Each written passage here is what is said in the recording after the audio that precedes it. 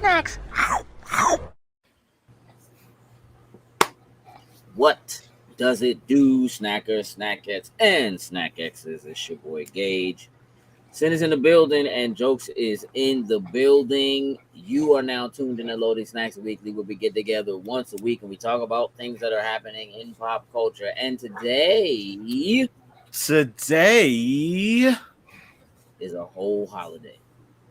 Facts. Holiday.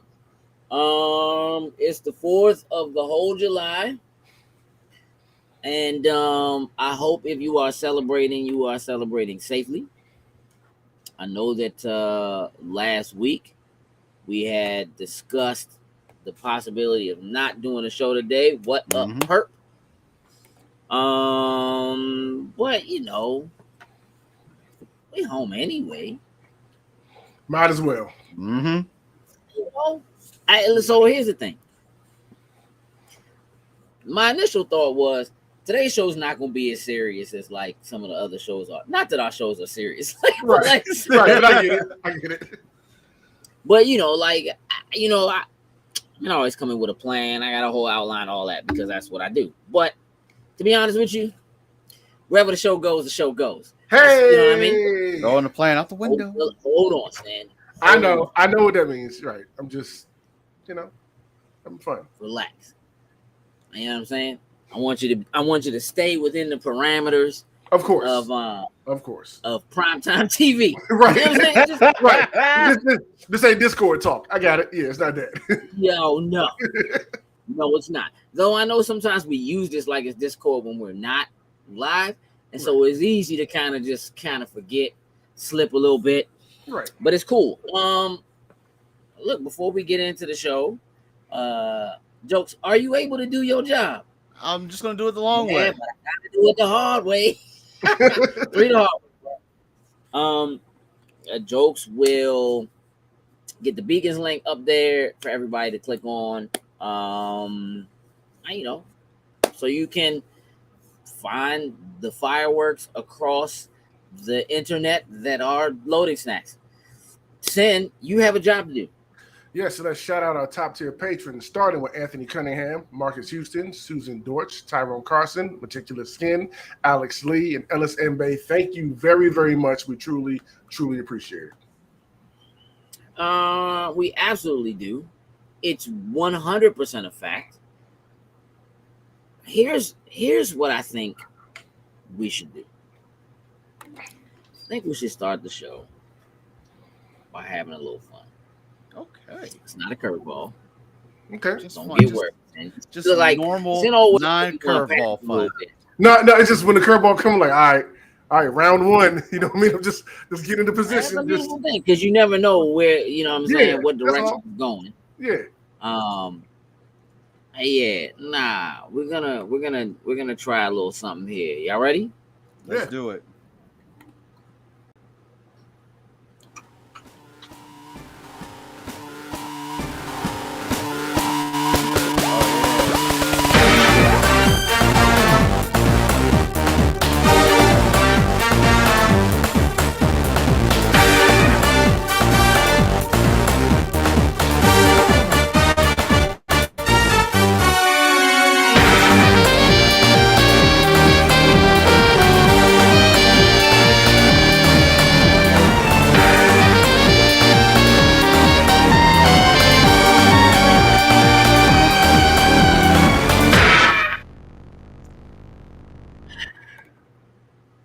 Look.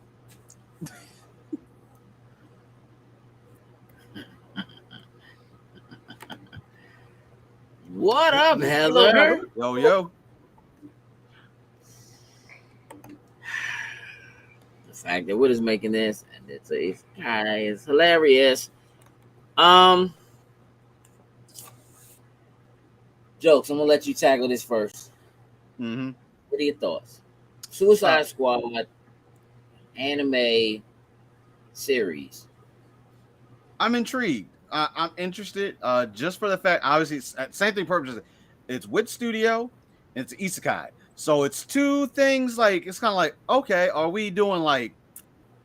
Are these gonna be like regular people that go into a world and now inhabit the body of like the DC characters, or which it's just interesting to think of how this is going to play out. But I'm intrigued by it. And I'm willing to walk with it for a little bit when it comes out and see how things go. So I'm okay with it.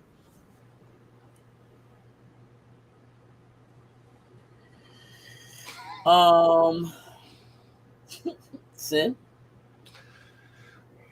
I never knew how bad I needed and wanted something until I saw this trailer. Look, Suicide Squad getting isekai into what looks like a anime fantasy universe. Bruh, I'm sold off that concept right there. Another Wit Studio doing it. They're a top tier production house within anime, so that already has my interest peaked. The writer of it did Vivi, which came out a year or two ago, which I thought should have been Anime of the Year contender. Yeah, phenomenal. ReZero, they're the writer of, which is probably arguably like the most peak isekai, one of the best animes, most best produced like animes, like period point blank. So as we were watching some animes last night, me and a few people online watching stuff, we were just digging into who's a part of this. There's a lot of heavy hitters behind it. So that has me excited. I don't know if it's a show, movie, OVA, or whatever. I don't really care at this point. I just want it. I'm happy Mappa isn't doing it. Mappa's in their bag. I just saw a trailer for another anime that they got coming soon. Yeah, Mappa's loaded right now. So I'm fully on board with handling this and running with it. I just want to know whether it's a movie, show, OVA, whatever. But it's a show. It's a show. I am all in. We've only seen Harley and Joker so far, but I'm just in to see them getting put in this isekai in this way. I'm so for this. It looked briefly like we might have seen like Killer Croc. Yeah. Yeah. It did look like that. I mean, look, it looked like they fight knights. Dog, I need this. But it. So on the website it says, deadly crazy party of the baddest villains land themselves in isekai, the most dangerous and bizarre fantasy adventure unveiled. DC's Harley Quinn and the Joker have been isekai. Suicide Squad rampages onto the stage of isekai. A new original animation from Japan. The most maddening worlds collide in an epic and violent fantasy with the strongest lineup of creators. And then it just goes through like the, who's doing the screenplay, the director, character design, whatever. But here's what's interesting. I'm actually wondering whether or not this is Suicide Squad or if it's just Harley and Joker. Mm-hmm. Like, because well, Amanda Waller's in it, so I need my props for calling Damian Priest. Sure, you get your props. They have them.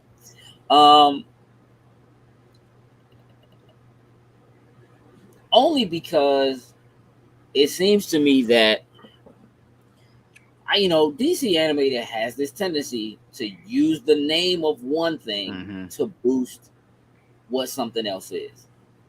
Joker has never been a part of Suicide Squad. Not at all. No. He's been featured in them as like a side thing. You know what I mean? But he's not ever been a part of the Suicide Squad. Like, he's too bananas for Waller to be bothered. So the idea of the two of them getting joined. I mean, look, Waller's in it. We definitely saw Waller at the very end. So maybe there is something. Maybe it is that Joker and Harley get caught up, and she's, for whatever reason, she sends in the rest of the squad. And who knows what that team could be, because they move people out so much. About who those characters are. I'm pretty sure Captain Boomerang will be one. He's a main staple. You think, but yes. I'm just like, with the game coming out and, just let's at least probably get those people maybe in there. But since it's anime, you never know what direction they're going to go with it. I haven't seen anything as far as timing, when this joint is actually supposed to hit, how long it's going to be before we see it. I can imagine that there was a point in time where they were looking at it coming out along with the game, but the game got pushed back basically indefinitely. So we don't know when that's coming out. Now I can certainly see that they might have done, because they were gonna have, like, they're supposed to have all these drops and cosmetics and all that, and I can see them wanting to do this. Having some of these cosmetics. Add them into it, yeah. This might be the newest thing they've done with a DC property, and forever. Yeah. I have very high hopes for this, just with everybody behind it.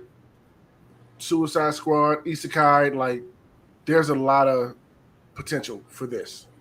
Just got to see the execution. They got a lot of right people in place. Like, this is a good way to bring, like, you know, Marvel's been trying to jump into anime. They've been working with stuff here and there, and with DC trying now, Batman Ninja was not it. So hopefully this sticks, and we can see more of this stuff in the future. So my fingers are crossed here. Really close. 100%.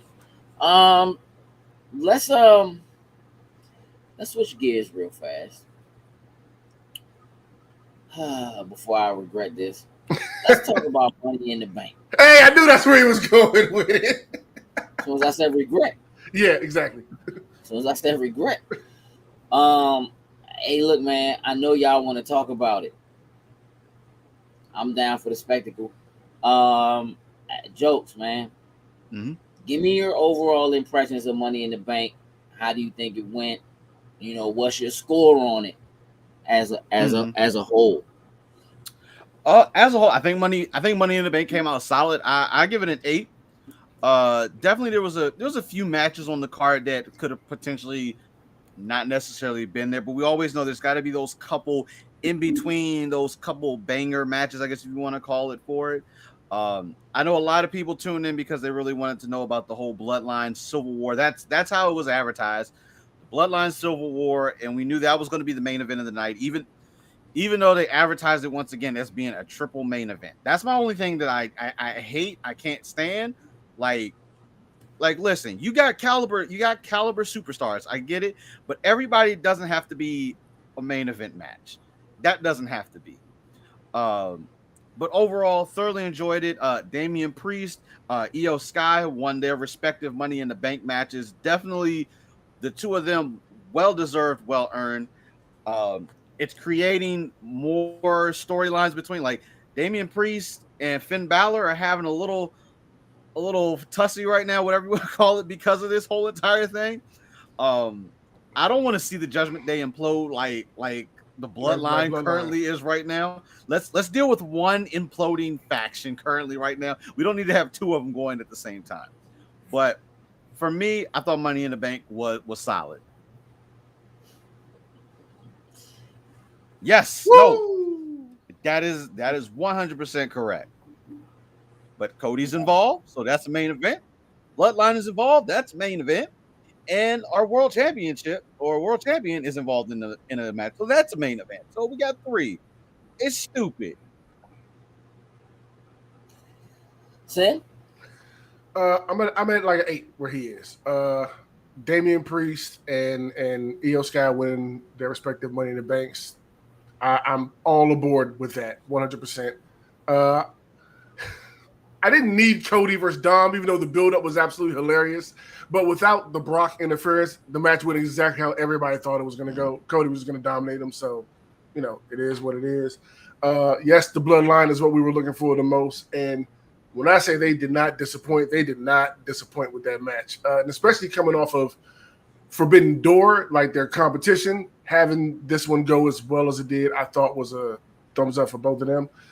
But like, it was, I enjoyed myself, honestly, thoroughly throughout it for the most part. Like I said, I could have done without, you know, the non-popping circumstance from Cody and Dom, but outside of that, had a good time. I like the way Io won it. I like the way Damian won his match, because I know everybody was pulling for LA Knight, but Judgment Day came out on top.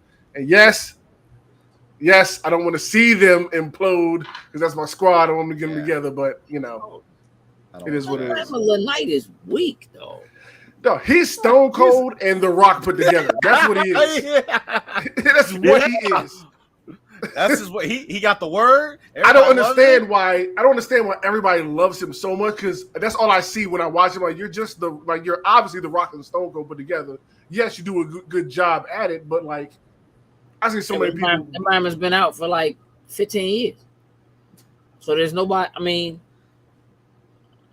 I feel like a lot of people are upset that LA Knight didn't, Hey, win. listen, he's going in the right direction. So, like, listen, throw him in the mid card. He ain't beating Gunther. I hate even if they swap shows, he ain't beating Gunther. No, Gunther that dude. But Drew McIntyre coming back was dope. Yeah. Biggest surprise of the night was Shayna Baszler turning on Ronda Rousey. Did not have that one in my bingo book at all. Like in your what? In my bingo book. I said handle it. Why do you have a listen? Work that out for me. It's just the same, damn. Why do you have a bingo book, my guy? It's it's a bingo card. You play bingo that much, you need a book for it? You ain't never heard that saying before? No, I heard bingo card. That wasn't on my bingo card. Not a bingo book, my guy. Yeah, exactly, Domingo. Exactly. Domingo, you don't you come in here because the stuff you say something. Don't do it. You have nothing to say about a bingo book, so you're gonna tag Dom.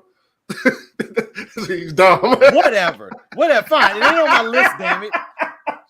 Jeez, you about to have it wasn't on your bingo card, sir. Whatever. Yeah. Because it looks awesome. That's why. Good. That's the only reason why. It's clean. That's it. Yes, he has a new belt. We get it. Yes, but it just the other looks two better belts, when he has. The other two belts are relevant now. They moved it all to the one belt, but it's just with him being a tribal chief and being intimidating and all that kind of stuff. It looks good with Paul coming down with the two. He's got the one. It's just a good look when he walks in the ring. And you see Paul when he has to hold all three during the match. Paul looking like the out here. So it must be a Maryland thing. You know what? He getting disrespectful. I'll let you handle them jokes. Nah, you know what? I'm gonna let him be. We gonna keep the show PG today, so we gonna let him be. Fair enough. But I just went and checked. I don't have no bingo books. I just check. But Shauna turning was definitely didn't see that coming. Oh, you definitely drinking. Oh yeah, definitely, yeah. Her promo on Raw was fire. Yeah, I gotta bring a new one. I gotta do a new one. There we go. I haven't heard you say "what not ever" in a while, so I guess got a new one. But it's supposedly ran 3 watches. No, that is a complete different thing. 3 watches. Like not if you actually earn 3 belts. Like that's completely different. That's a different thing. Like the same W belts. No, but each belt signifies something. So it's like, does it signify something? Listen, I don't know what I just said either. That joke did not signify. That joke did not. Hey, Gage, I was in my brain like right now, like, which angle do I attack when he just said that, bro? Because that was wrong. That joke didn't come out the right way at all. That was not English, good sir. It was Kanglish. That's what it was. Oh, that's what it was? Okay. Kanglish. Oh, my goodness. Thank you for that one. But nah, the 3 belts and 3 watches, that don't work. Yeah, but I know, especially, we're all looking forward to SmackDown, you know what I'm saying, this week, because after that match, they're putting the Tribal Chief on trial on Friday, so. Hey, I'm eager to see how this trial goes. I know. Fact that they're going to call him out and he's actually going to come out. Yeah, it's so different. Yeah! That hit my LA Knight. Terrible. But it was a good time overall. It was a fun time. Great time, yeah. Jay sat and watched it with us, just for Appreciate giggles. your predictions. Yeah, like it was. And you watched like that was good. That was good. Yeah, it was just fun. So is there anything that panned out differently than you expected after SmackDown yesterday? Having come after Raw. After Raw yesterday? I'm sorry, Raw. Yeah. SmackDown spot. Yeah. After Raw. I mean, we knew the Judgment Day was gonna have it out because of how everything played out. The Shayna Baszler thing, yes, we had a feeling they would address it, but not the way that nothing as of now. Not the way she addressed it. Like Like she's fighting for promo of the year, Shayna Baszler. After that rant she went on Monday, that was amazing. Anything Trish else? Oh my God. and Becky was. I love Trish, but this heel thing that she's doing, like I'm just It doesn't work. It's it's cringeworthy. I'm just not buying it. The funny thing is because her nose is re-injured again, she's got to wear that mask that she wore years ago at one point in time. But otherwise, this heel thing is just I'm not vibing with it. Yes, Becky's the one selling the whole thing. You know what I mean? Like I'm glad Zoe's a part of it. They brought her up from NXT. Mm-hmm. You know what I mean? But yeah, Becky's the one that's making it interesting to watch. It's not Trish whatsoever. Brock didn't show up in Money in the Bank, but he damn sure enough showed up on Raw. Mm-hmm. And what we thought was going to happen at Money in the Bank just ended up happening on Raw. On Raw. Yeah. They're going to go at it. We're going to get round 3 of these two at SummerSlam. So, okay, great. I did like the way that it happened, though. He comes out to, go at Seth. Brock comes out. He leaves. Seth tries to get back at it. Judgment Day comes out to mess with Seth. So, that was cool. Shayna's finally becoming the dominator she was in NXT. Yeah. It was cool to see her and Ronda work together just as being, best friends, but Ronda just doesn't quite have all of it. Like, yeah, she's a performer, but she could be stale at times. Shayna was hitting personal blows. Oh, yeah. She's like, hey, don't nobody want to hear you on the mic. And that was I was like, oh. Like, I felt like she meant everything she said. Trying to have a conversation, but hey, listen, I'm gonna come for you during this segment. Don't get mad at me, but I'm gonna. Don't get mad at me. I'm bringing the heat. I say we ain't need 2 Cody promo. Listen, Cody's selling it. Of course, they were in Baltimore yesterday, so I would love to be there, but we had more important things we had to tend to. But being in Baltimore, in certain places, you got to have the Codys out there because his song, they were singing the hell out of his song once again. Mm-hmm. Like, hey, we got to finish the story, so he's going to continue to be in the forefront of everything until we figure out how to put him back in front of Roman, because that's at this point that's where it's going to somehow lead to once again. I just don't know how it is. Depends on how things go Friday with the trial. They're gonna kick him off of SmackDown, so he has. I don't know how you gonna put him on trial. That's what's crazy. How you gonna put Roman Reigns on trial? Like that's just funny in its own. Just hearing that. Whole idea is a little fluke. My man said Raw coming to the Norfolk Scope on September 11th. Y'all coming down. That's a little hype. Drive. That's a distance. That's a distance. What we said was Norfolk not part of the DMV, bro. That's part of the deep part. That's the deep part of the like. I would like to, but yeah, that's we will see how things play out.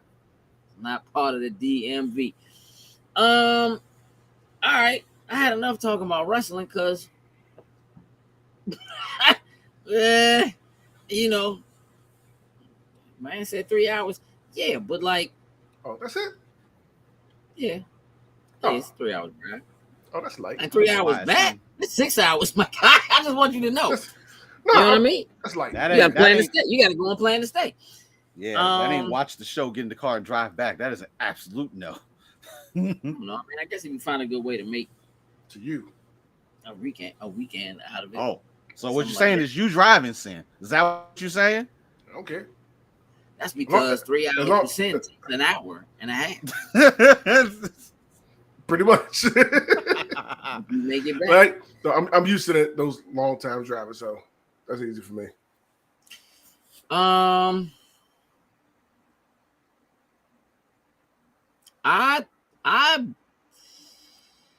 want to ask you guys. I know we've talked. I don't know, more than we thought we probably ever would about this Microsoft and the FTC, and Activision, and whatever, right? Yeah. So more than likely, at some point this week, we're gonna get a final decision from the judge about whether it should go to another trial, and if it goes to another trial, they're probably just gonna bounce on it. What do you actually think the outcome is gonna be? I want to know if you at this point even feel like you have an idea of what direction you think it's going to go. I'm hoping to see Microsoft come out on the upside, get the acquisition. Like we talked a little bit behind the scenes, like the judge was kind of going at Sony and stuff like that. So all the stuff has been coming out about, Sony, and it's not really looking good on their end. So I'm hoping it sways towards Microsoft, but I will not be surprised if it falls through.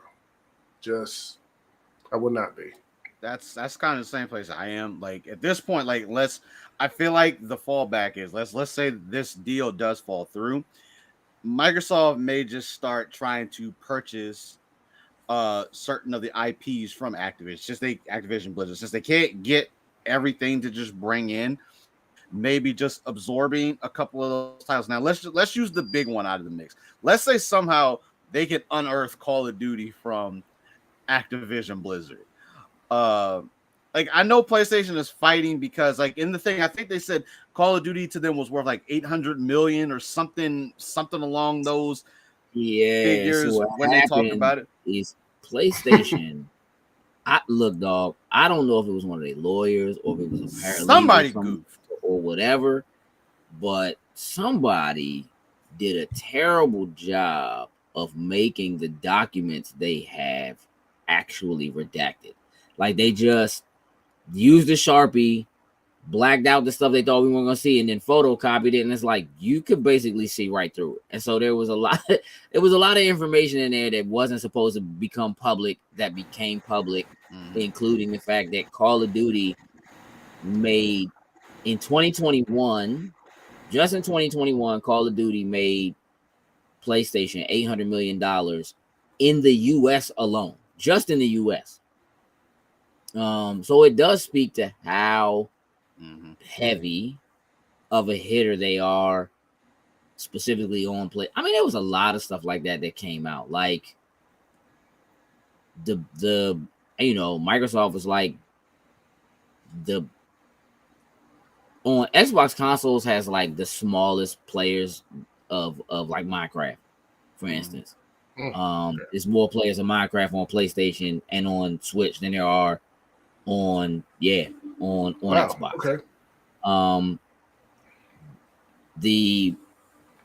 People were kind of, I don't know, making a big deal about like Last of Us 2 and Horizon Forbidden West costing like 200 million, and like one was like 212 million to make, and the other one was like 220 million to make.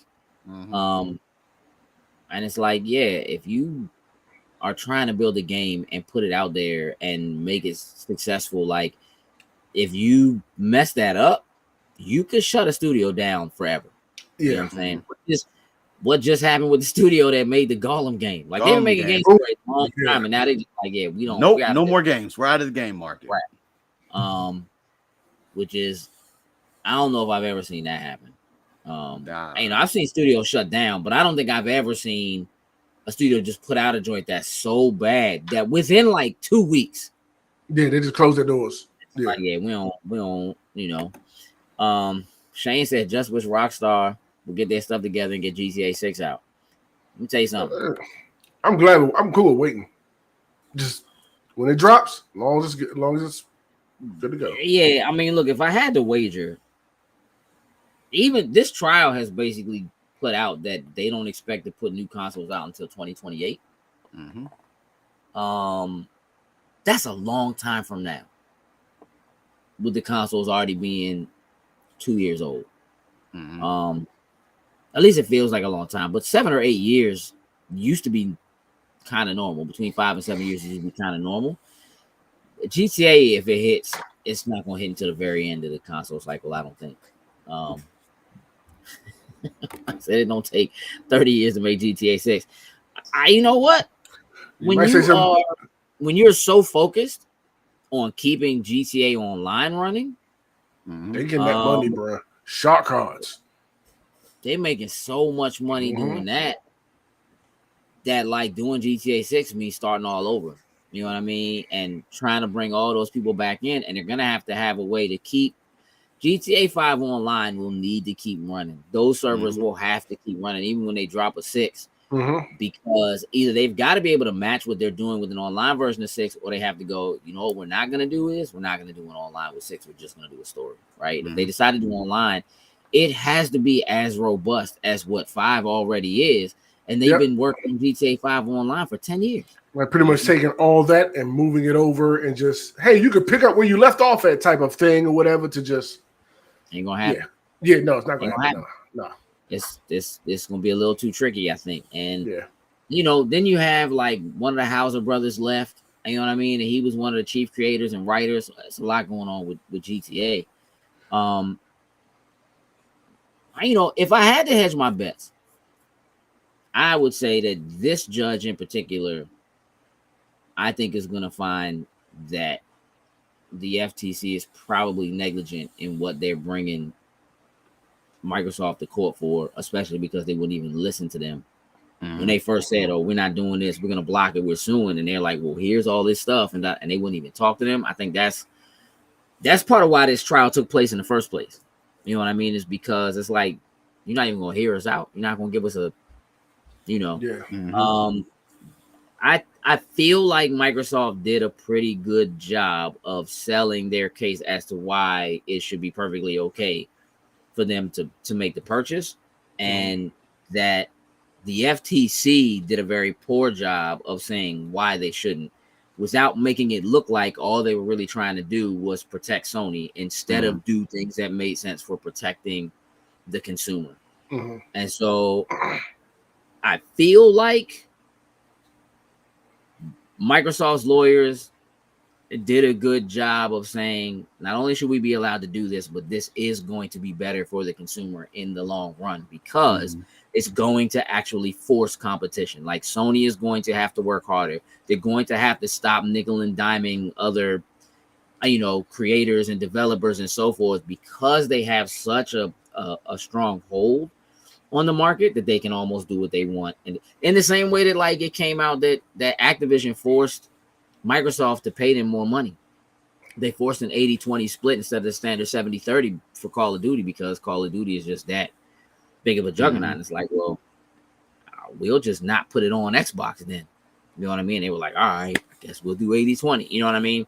So Sony does that same kind of thing. And so we've seen it over the years with them, you know, kind of bullying developers. And forcing them to pay extra money if if they do crossplay, you know what I mean? And it seems like it takes money from them, and it's like, are you making so much money already though that's kind of crazy. And so it's better for the consumer, I think, and I feel like this judge, just based on the questions that they were asking, is leaning more in that direction. However, I don't know. I don't know that the FTC did a good job of bringing up anything that really had to do with cloud, which is what the CMA's issue was cloud. FTC didn't really seem to touch on that much at all, though it did come up. And Microsoft, I think, did a good job of trying to convince this judge that Nintendo is absolutely a part of this market. I don't know if you guys saw that, but they literally said the only reason why they did the Series S and price it as low as it is because it's the only way they can compete with Nintendo. That's why it's priced as low as basically priced where the Switch is, or just under what the Switch is, in order to try to compete with what Nintendo has. Otherwise, they wouldn't have done that. They would have just put out the X. The Series X. So and if you think about it, knowing now that was their thinking when they decided to do it, when you think about how they were pushing how small it was and how it was portable and you could use it, whatever, and they straight up said, like, our expectation is that we're going to sell way more of these, and that this is technically what the main console is, and the Series X is like the upgrade, right? The premium version. Yeah, so I think it's going to go through. If if the judge decides to push, what this judge is deciding is whether or not they should go to trial in August. That there's more to be heard, or it's deep enough, or the FTC has proved that there's enough there that they need to be able to give more information than they could in this 5-day period. If that happens, Microsoft has basically said the deal's dead. We're not doing it, right? And then Microsoft sues the FTC for the $3 billion that they have to pay to Bobby Kotick and Activision for that. I do think that if that happens, Microsoft is going to go on a spending spree. I think they're going to go on a spending spree. Studios, like you were talking about. But I also think that now that so much has come out, because most of that stuff with those studios they were trying to purchase, that was supposed to be redacted. That was also a mistake. Ooh. They put out the second version of that same sheet, and almost everything on it was redacted. Somebody posted that without it getting redacted. So now those studios know they're looking, and they know that they're worth more to them. You know what I mean? And they can just be like, well, we'll just go do with Sony then, if you don't want to whatever. Or that whole thing with the 80-20 split that Activision forced them with Call of Duty, that wasn't supposed to be out either. That was supposed to have been redacted, and it wasn't. So now there are other, people out there that are like, so you let them get away with doing this, and this didn't happen. It's kind of crazy. Y'all paying these lawyers good money to know these type of things to be redacted. Like, come on. We'll see the repercussions. Whichever way it goes, we'll see the repercussions from this for some time. Yeah. I mean, if it goes through, what do you think is best case scenario for what we see industry-wise, Sin? Oh, geez. I don't know. There's so many moving parts with this thing, from the 80-20 split to just what Sony is charging developers for all types of stuff. Honestly, I'm not sure how it goes, because there's a lot of different ways, the case can go. I don't know how to call it. I think it's waiting to see how the case, comes, how everything finishes, to make a better prediction on where things go from there. Like, who knows what's going to happen within this next week? Like, it looks like if the judge agrees that it doesn't need to go to trial, then Microsoft is going to push through the deal, and they're going to do whatever they can to avoid the CMA. Like, they'll still go through the tribunal or whatever at the CMA, but Europe is just not going to be able to benefit from, what they have going as far as deal. What's coming forward. What the deal. So we'll see what that means for them in terms of cost. Jokes. What do you think Microsoft does if this deal gets shut down this week? I think one, you hit it on the nail on the head. Is just go on another spending spree, and just, that gigantic chunk of money that we were going to do to acquire Activision Blizzard, let us go ahead and grab some of these other developers that is out there. So kind of in that way of, obviously, like the Bungie and the Insomniac are already under the house of Sony at this point, but there's so many others that they can go after. And when you grab them, integrate them into your family, and like all these jumps go into Game Pass, and you start hearing those developers say, listen, because we added this game to Game Pass, for whatever reason, we just saw a lift in X, Y, and Z area, A, B, and C area. Like, this is the best thing. I don't know why we didn't do this in the first place. Obviously, being owned by Microsoft now, it just gets absorbed into it.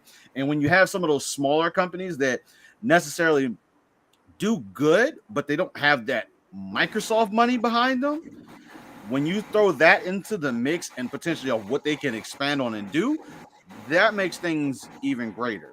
And then, of course, maybe they decide to, they started having this good partnership with Japan and being able to bring a lot of those titles over to the Western side that have normally, like a Persona, which you never would have thought that probably would have been like on the Xbox.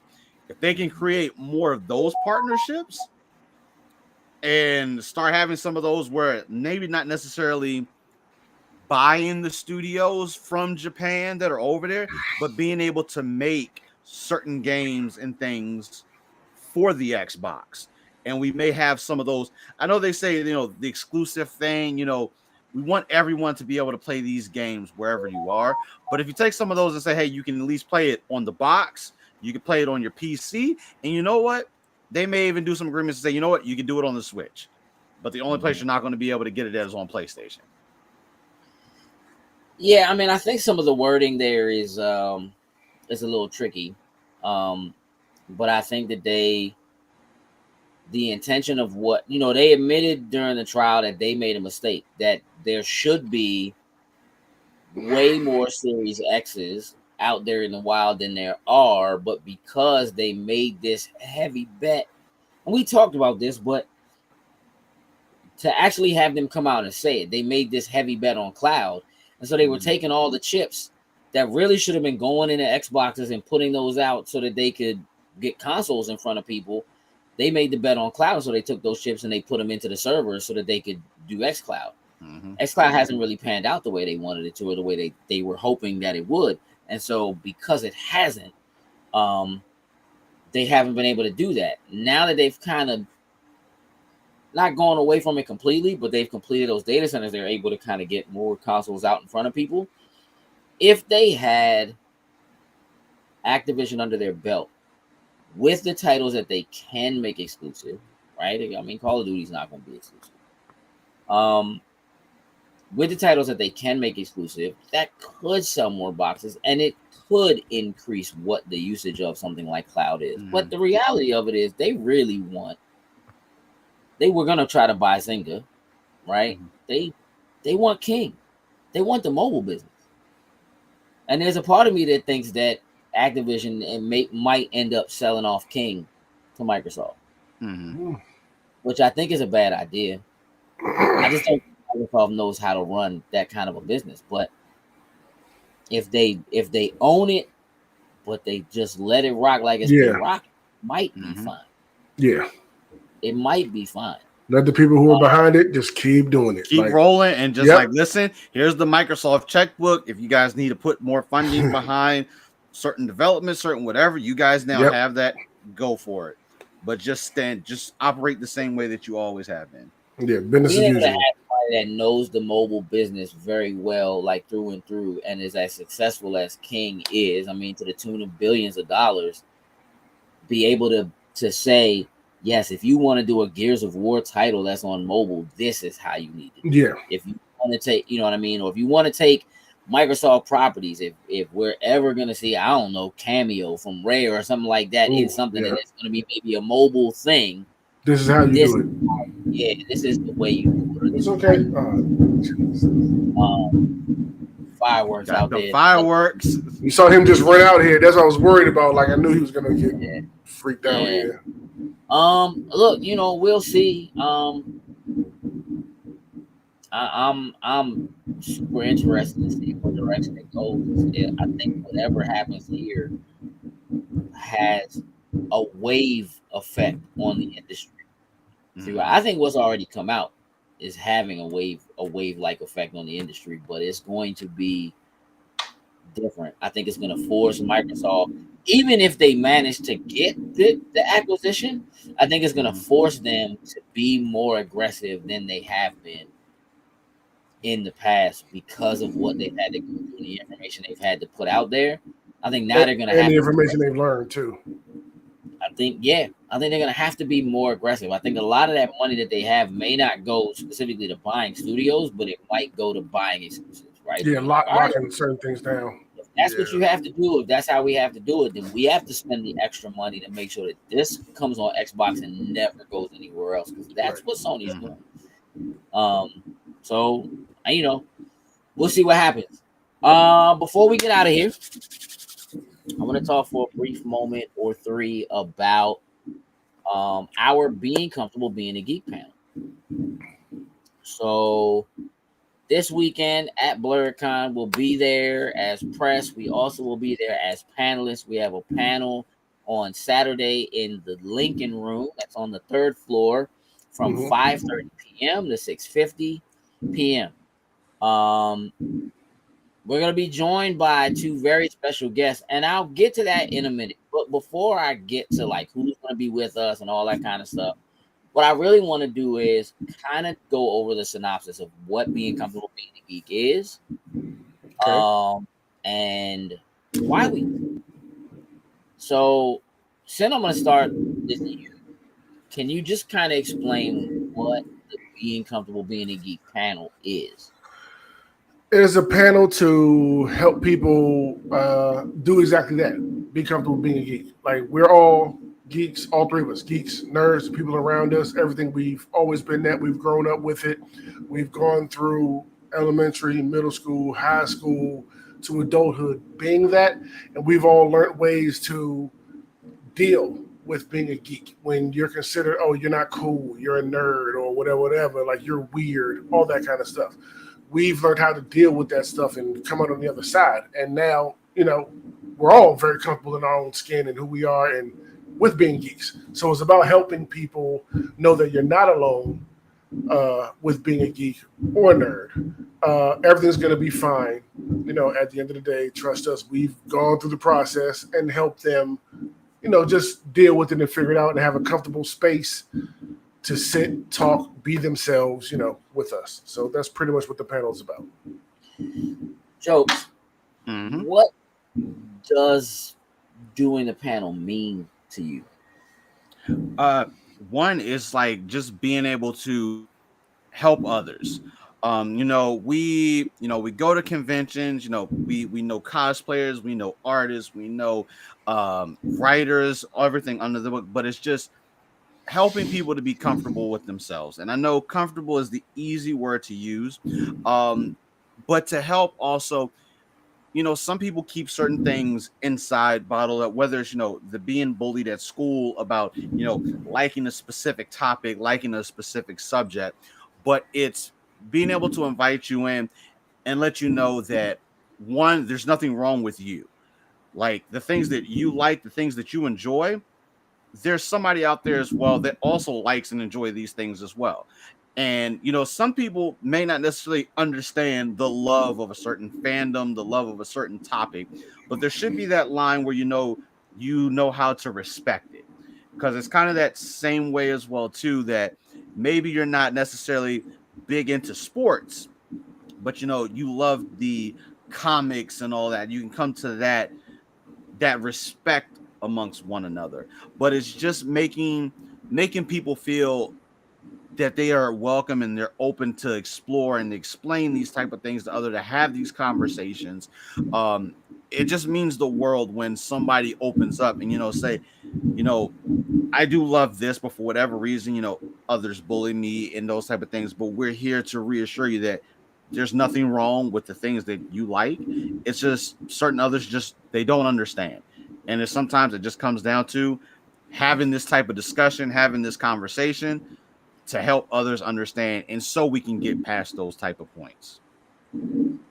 So, what's your favorite thing about the panel? Uh, it's the progression of it. I think is my favorite thing. Just how when it starts, a lot of people are reserved, they're quiet, they're uncomfortable, but they're in the room, so they're here to trying to figure it out and receive, what we're talking about. And by the end, you see so many people who wouldn't raise their hands in the beginning are now raising their hands to talk and discuss. And a lot of times people want to stay afterwards even longer to keep the discussion going. I think that has become my favorite thing about this panel over the years of us doing this. Just seeing the progression of it, just seeing people just really take it in and get excited about it and really want to keep talking with us about it. Hey, Zay. What up, Zay? That's good. No need to apologize. Not at You all. guys, you still be tight. Facts. Still be Big tight. facts. Jokes, what about you, man? What's your favorite thing about doing the panel? It's kind of that similar thing. It's like, as much as, this is a serious topic that we go in to have the discussion about, by the time we get into it, it becomes so much fun. We address those, people being uncomfortable and stuff. We talk about our stories. The three of us have known each other for years now, so we kind of know each another well enough. But being able to share that with others to help them open up and to, have those conversations with us, just like Sin said, a lot of people when they come in, they're timid. They don't necessarily they're not sure if they want to raise their hand to talk and to explain things. But at some point, as we go through the whole entire panel, people open up when they see that it's a safe space. We're fortunate enough to have our community that also come in, that will come to our panel, that help reinforce that, hey, look, I'm a cosplayer. There was a point in time where cosplay was just not going to be their thing. But as that time took, it became something that was second nature to them. But it's honestly, I think Sin hit that nail on the head. It's just having people being able to open up in our panel that honestly a lot of people keep, just like I said before, they keep it bottled up. And I know we've had this discussion where folks at work, a lot of people won't tell, like, when they're going to like conventions and things like BlurredCon and all of that. Like, I've run into coworkers, I've run into friends that I was like, and then it becomes a different thing in there. I was like, point at you.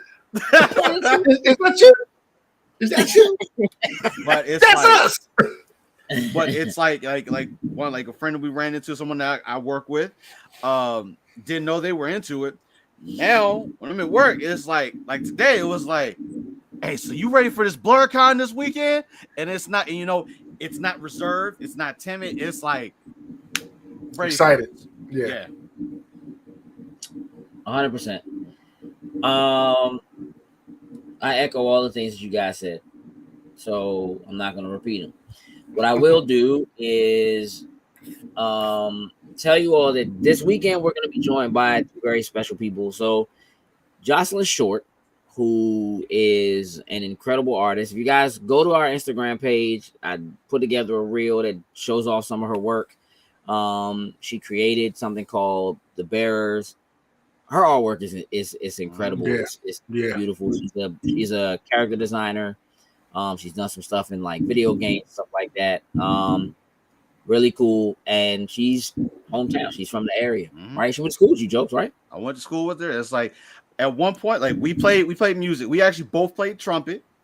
And even at that time, I had no idea that she was into this artistic side as well, too. So when we ran into her at a convention one, I was like, how long have you been doing this? I'm like, it's like my whole life. Right. Like, I got a booth. I got artwork. Like, I do this. So Jocelyn Short is on screen. That's us front center in the middle because it's our panel. But then we're also going to be joined by a friend of mine, Dr. Chona Green, who is a clinical psychologist. I asked her to join us. She was highly interested in what we're talking about, and I think it's going to be very helpful and super interesting to have somebody who is a clinical psychologist there with us in the room as people are talking about what it felt like to be bullied, what some of their fears and things like that are. So if you're going to BlurredCon, I highly recommend you find a way to make sure you are at this panel between 5:30 and 6:50. Generally they used to give us like 40 minutes, 45 minutes, and it just turned out that for this panel, it's just not enough time. It takes time for people to begin to open up when people are socially awkward or anxious or what have you. And so it really does take that kind of time to get people to open up. And really, even once they do, it still needs a little more time. Because I just don't think for all the people in the room, you can get out all the things that are in your system out of your system. But part of what the panel is about building a community and you now having connections to people and us saying to people, look, you can follow us, you can reach out to us, you can shoot us a DM, you can, whatever, if you just want to talk or whatever it is. Being able to be that beacon for people is, I think, important, and to let people know that they have, there are people who I chat with relatively regularly who have come to panels who just, have literally said that being at that panel made the weekend for them. even with all the crazy stuff that was going on, you know, we've had some people where it was very difficult, and so that's why we do it.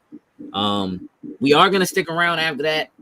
Our good friend Dr. D is having his wrestling panel after that, so we're definitely gonna have that.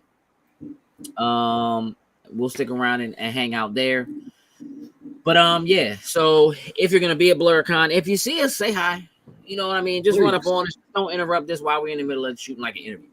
You know what I mean? I mean, you know, come up, say what's up, tap somebody on the shoulder, wave, whatever. Give us a few minutes. Our interviews don't take that long. We'll be kind of all over the place. So if you see us, say what up. Yeah. Challenge Jokes to dance. Ooh.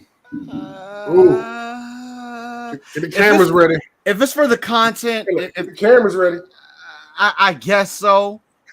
I mean, I'm about us making content, especially if you can make it go viral. Especially it's BlurCon. Like, and my birthday's Friday, so I may and listen. So I may act a fool. So if you come up and ask for like a dance or something on Friday, you may get that because never Friday know. if they act a fool while we listen. I'm still gonna get work done, but there may be some tomfoolery involved though as well too. I believe it. Jokes, you got a job to do. Yes, sir.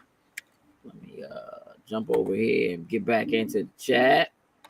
Lana said, I'm sorry, why is Jokes dancing? Just because I just told people to go challenge him. That's all. That's it. That's all.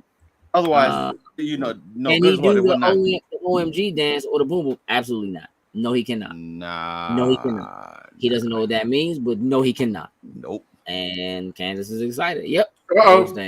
Somebody that's happening. Oh, I just want to ride. Your birthday dance. He might do that. He might body out, yeah. That wouldn't surprise me. Jokes, thanks for getting that up there. Lana said, "Dang guys, I'm happy to teach the crew. Just say it. I'm sure that's supposed to be. Yeah. I'm saying you're gonna get on it. You gonna learn. Got a couple of K-pop dance party joints that are happening there, but they do. I might poke my head in and look at the joint, but I plan to be involved. What I don't want to do, let me tell y'all something, man. I love my people, bro, and BlurCon is definitely a mecca for the people. For the melanin. What I don't want to do is go to BlurCon and sweat on purpose. We're gonna be doing that enough. Just walking around doing what we do. Already gonna be hot and do what? This is gonna this year. It's gonna be hot outside and inside, bro. It's gonna be the biggest. You know, it's gonna be more people here than it was last year. All I know is that BlurCon water better be on point in every corner that we could possibly get to. I got a brand new neck fan, bro. Yeah, that's true. All right, so check this out. Curveball. There it is. Sin, I want you to do your job before the curveball. And here's what's special about this curveball. I have a new theory as it pertains to Secret War. And I'm fitting to say, so this is, I'm sorry, Secret Invasion. And so this is the opportunity for anybody who don't want to hear it to get up out of here. While Sin is thanking our patrons. Because I got something to say. Let's give a shout out to our top tier patrons, starting with Anthony Cunningham, Marcus Houston, Susan Dortch, Tyrone Carson, Meticulous Skin, Alex Lee, and Ellis M. Bay. Thank you very, very much. We truly, truly appreciate it. And Ellis, I hope I'm doing you good on the wrestling commentary decision kind of thing or whatever. Hope I'm getting up there and doing you proud. Saying you're doing good, man. I'm happy you're in. You're doing good. Okay. There you go, Jokes. There you go, Jokes. Yeah.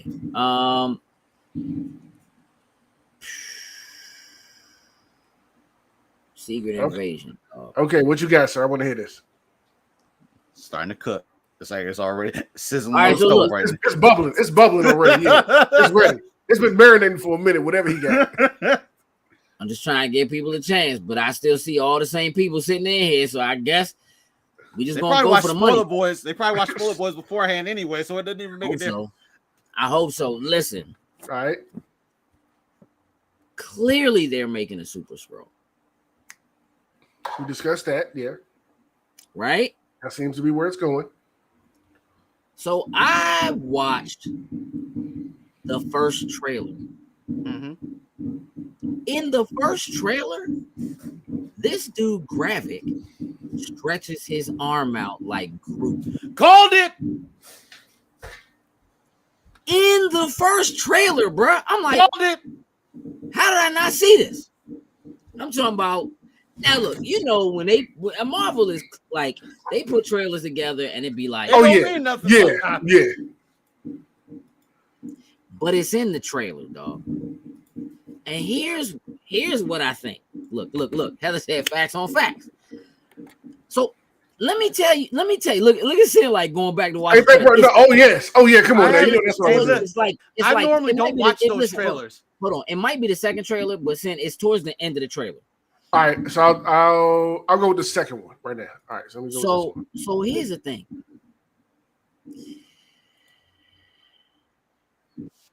The Marvels is coming out in November. Mm-hmm. We don't know exactly what time frame the Marvels takes place in. Okay. True. However, Nick Fury is clearly in this movie and he's on Saber. Mm-hmm. I feel like the Marvels takes place after this. I could be wrong, but I feel like it does. There's a part of me that thinks when we looked at the 4 pieces of DNA that they had for making the Super Scroll, there's a part of me that thinks that what they're going to do is they are going to obtain that information. It's going to end up on Saber, right, in the space station. Mm-hmm. And there will be 4 astronauts on the space station who just happen to be a Johnny Storm, a Sue Storm, a Reed Richards, who's helping them do whatever they're doing to go, you know what I'm saying, whatever. An accident is going to take place. And that is how the Fantastic Four are going to get their powers. So Reed Richards is going to be based off of Groot. Hey, bro. Hey, bro. Let me tell you something. Hey, B, I just watched that trailer. See, I normally Here's don't the watch thing. those trailers. I've never, you know, like after the first one, I'm usually good. I like to not have stuff spoiled for me, but I've never seen this trailer before. The clips in here of like what we got left right now just got me like, what? But I saw the stretch, bruh. That was Groot. Oh, it's Groot. That was Groot, It's bruh. straight up Groot. Cuddy Yeah. was right. On the last episode, Yeah. you saw them, they were splicing DNA. So they have, now I don't know how that necessarily makes somebody invisible. But again, they were slicing like a war dog or whatever from the Frost Giants. Mm-hmm. Which again, Loki's people, he has magic, he can turn invisible, but like maybe that's something. Clearly, you have Groot for stretching ability. Mm-hmm. You have Extremis for the heat Fire, yep. ability, right? So there's your fire. There you go, Heather. Yep, Heather. And you have Cull Obsidian, whose arm they had from the attack. He was with Thanos' crew, right? Who's your big hulking person. And again, all they have to have is like some moon samples or some rock samples or something or whatever, and that Van Grimm gets caught up in that or whatever, and that's how he ends up. Somebody spills the dirt, like in that little petri dish or whatever it is. So Super Scroll comes first, that moon dirt into the Fantastic Four, which would be crazy. It's backwards, but okay. But in this way, yeah. And you know what? If that happens, you kind of can tell that clobbering arm. You can tell that origin story within that without actually needing to do the Fantastic movie and then tell the whole origin story again. It just happens, and maybe Nick Fury just says, "Hey, listen, we took them to the infirmary. You know, dude is on fire. We can't see the other chick, like or something like that." And it's just he just says it all in passing, and we now have Fantastic Four. That could work. I'm just saying, like in terms of me being on team, I don't want another Fantastic Four origin story as it is, and like cosmic radiation. Like I just don't feel like that's working in this situation. It works. The fact that they essentially have the abilities already there and mapped out. There's a part of me that feels like this. Like I'm like, all right, I have no idea how far-reaching Secret Invasion is going to be. The idea of them wrapping that up within the next like four episodes, crazy kind to of crazy think to me. about. Yeah. I'm not saying that this is going to happen in the Marvels, but like clearly they're on it. They have a space station in the sky. Right. They're on that trajectory of. They still haven't said. They have said that somebody bought the old Stark Tower. I'm assuming they renamed that joint the Baxter Building. I'm assuming that it has something to do with the Fantastic Four. That's what I think, and I've been saying that since they first mentioned that. So I'm kind of already on that. If you're going to need a Reed Richards for something, helping to figure out interdimensional travel, what's going on with these warp gates or whatever, give me some way to tell who is a Skrull. Hang, all that kind of stuff. Like, we need that new smart guy. And now that we don't have Tony anymore. These are top scientists / pilots / whatever. And they happen to be on this space station. Hey. And something bad happens. Tie their orders for Nick Fury. It could even be what if they bring him in to try to help them figure out why when they use their powers they're switching. You know what I'm saying, or whatever, and what it has to do with the Bengals, or you know what I mean, whatever. Because we still got 10 ring stuff to deal with, y'all. Like this not over. That's very true. Not very true. That's just sitting waiting for the next installment of that information right now. Yeah. So I'm just saying they could really freak this. Like they could flip it and freak it. And that's all I got to say about that. Hey, look, spoiler boys, we be saying things. Hey, going on the shirt, dog. Dog, go me. Going on the shirt. It's going on the shirt for sure. All right. Well, that wraps up this mini edition of Spoiler Boys. Prediction boys. Siri boys. Siri boys. Listen, I appreciate y'all hanging out. Man, I said my brain cells can't take it. And we still don't know who to fully trust. No, not even a little bit. That's the beauty of it. I can't wait for tomorrow. I'm like, yeah, let's go. Who's a Skrull? Everybody's a Skrull. Everybody. Skrull. Everybody. Terrible. No, hey Marvel, you missed out. That would have been perfect. They did, bro. We might have to just do it ourselves and just swap between everybody we find in the Skrull and just Scroll. Thoroughly looking forward to seeing the people who we're going to see in person over the weekend for BlurCon.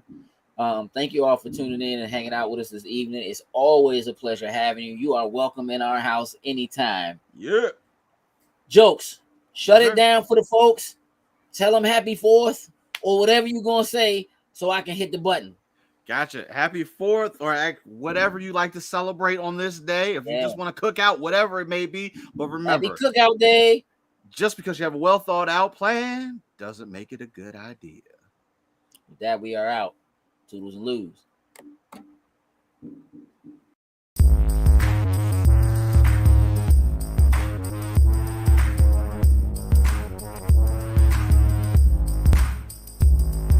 Loading snacks.